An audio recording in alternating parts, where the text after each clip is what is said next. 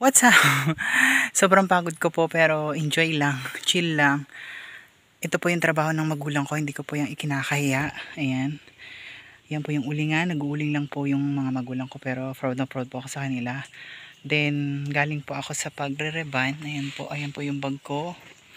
Ayan, tapos may dala-dala na po akong ito, isda. Ayan, kasi po namalansya po ako, hindi po ako pwede maglinis ng isda. Kaya papalinisan ko to sa nanay ko. Tapos bibigyan ko na rin sila ng ulam. Tapos dito ko po hinabilin yung anak ko sa nanay ko. Ito po yung mga gamit ko pang reban nakalagay sa basket.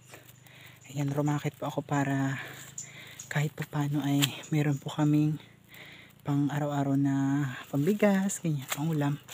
Ayan, so pupunta po ako sa kubo ngayon. Sobrang pagod na yun. Dito po ako ngayon sa gubat. Lakad lang po ako kasi hindi naman po dito pwede yung pumotor-motor ka. Bawal lang maarte kapag mahirap ka lang. Ayan. Susundin ko po yung anak ko diretso. Papalinisan ko po yung dadala kong isda. Ang hirap po mag-video. Ayan. Dito po ako sa gubat. Sige po. See you next vlog again. Thank you po. Sobrang pawis.